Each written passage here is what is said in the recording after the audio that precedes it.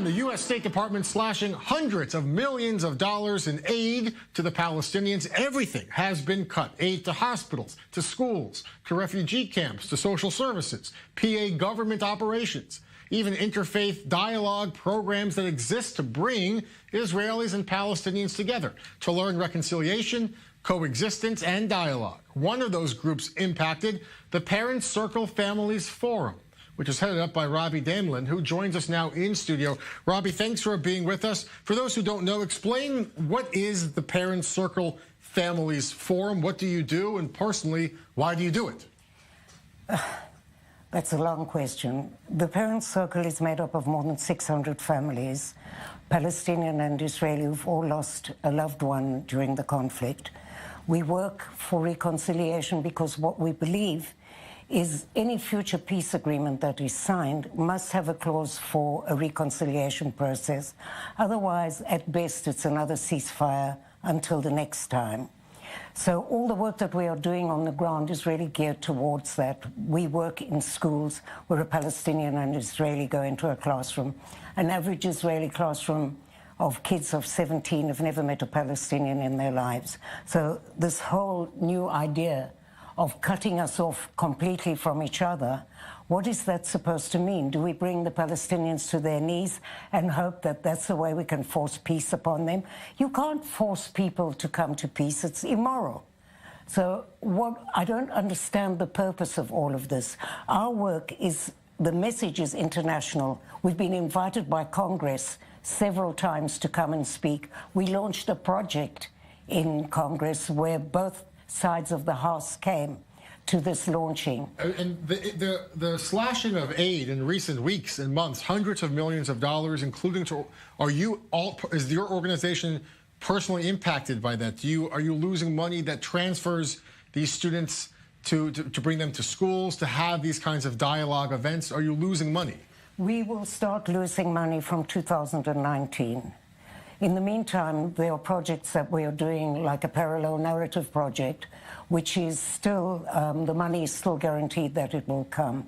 But when one starts to think of the future, and when I think of USAID, how they've helped us over the years and supported our work, without their assistance, I don't think we would be anywhere where we are today. We have more than 1,000 alumni from a project that they support.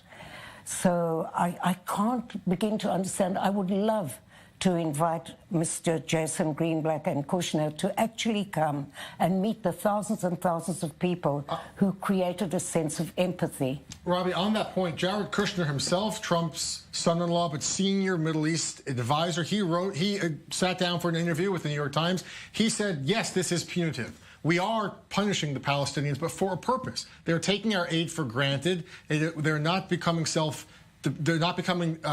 independent on their own. They're dependent on our aid, and they refuse to engage us in dialogue. They refuse to come to the table. And this is a way to get them to talk to us again. Do you agree that with Kushner's approach, it's tough, but it could work?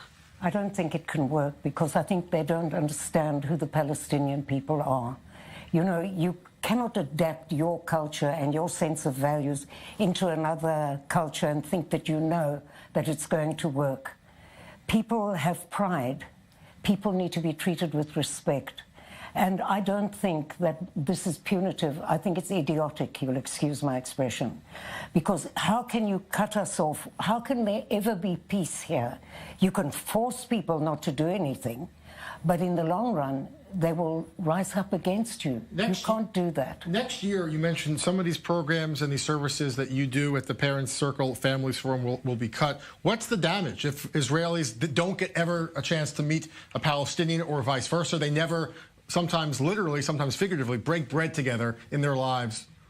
How important is that? Well, if you think about it, what would the attitude be if you didn't know who I was?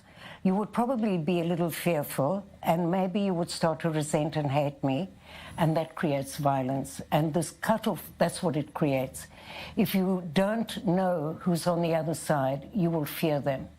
And this whole conflict has such an element of fear about it, of the other, of not knowing who they are. And everything we do, to take nearly 1,000 alumni to Yad Vashem to the Holocaust Museum, and to see the reaction of Palestinians who never understood that part and the empathy that's created, or to go to a village that was once Palestine and now is in Israel and there's nothing left of it, and to recognize with empathy the mother that's walking around with the key to a door that will never open.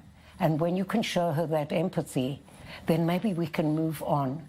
But you cannot ignore each other. There can't be peace on one side. You can't force me to forgive you.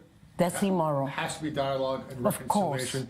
course. Robi Damelin with the Parent Circle Families Forum. More information online about the important work that they do, that she does personally, dedicating her life to this life's mission. Thank you so much, Robi.